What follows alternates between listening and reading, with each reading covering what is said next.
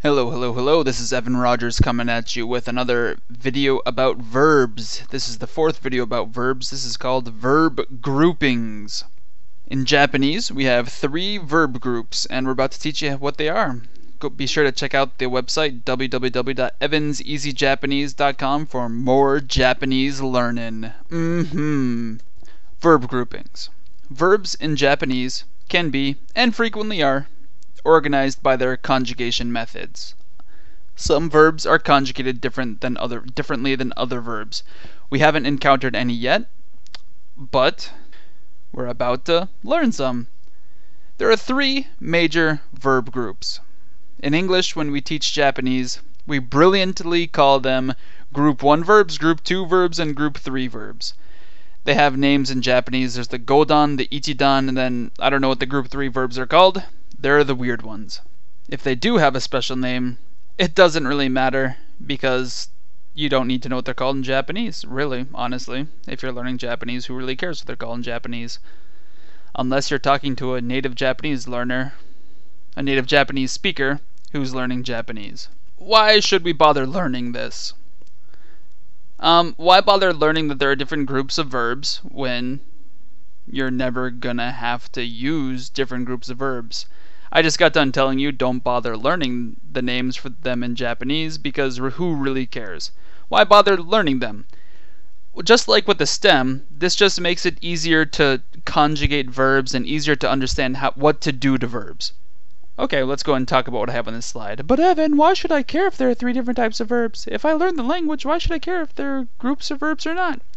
The reason why we bother learning is that you can do conjugation. Alright, that's what I already said.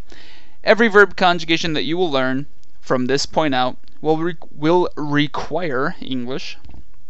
Let's say that one more time. Will require the knowledge of which group the verb is in. So if you know which verb group the verb is, you can very easily do every single conjugation that you need to that verb. Irregular verbs. These were the group 3 verbs. I want to start off with these ones first because they're just memorize them. There's 2/3 group 3 verbs. The first one is shimasu, which means to do, and the second one is kimasu, which means to come. Now kimasu has 2 meanings. Actually, there's probably more than 2, just only thinking of 2.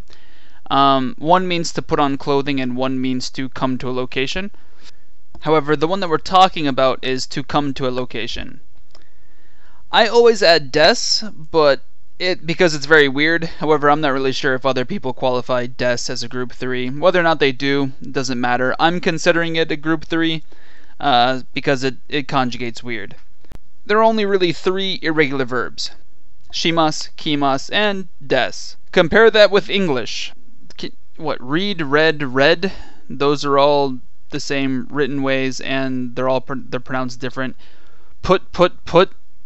Those all are different. One's present tense, one's past tense, and one's the past, whatever they call it. Eat, ate, eaten. I mean, there's just so many weird verb conjugations in English that, learning verbs in English is one of the most annoying things you could possibly do.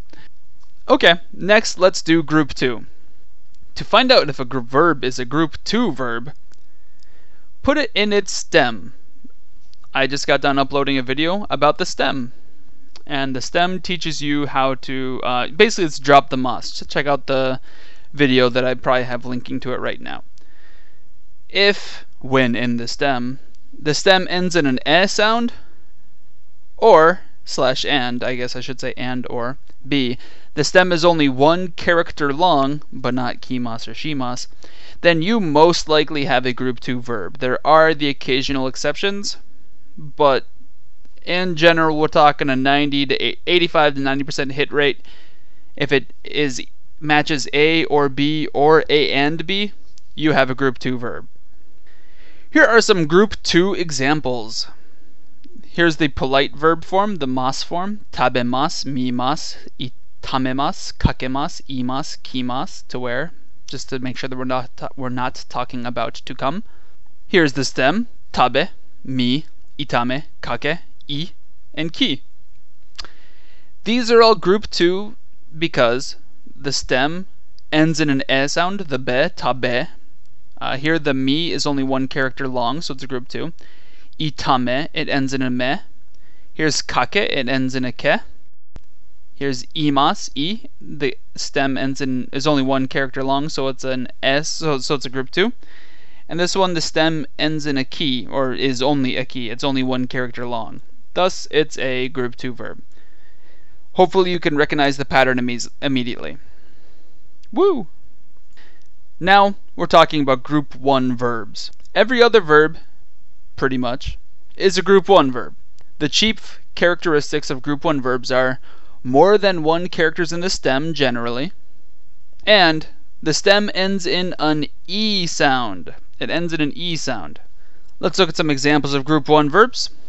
On the left, we have polite form verbs. We have ikimasu, nomimasu, asobimasu, koroshimasu, tachimasu, and shinimasu.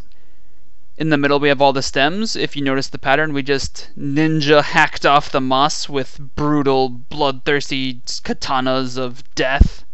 And we're left with iki, nomi, asobi, koroshi, tachi, and shini. These are all group 1s because, just to put things briefly, if you notice, each one is at least 2 characters long, 2, 2, 3, 3, 2, 2.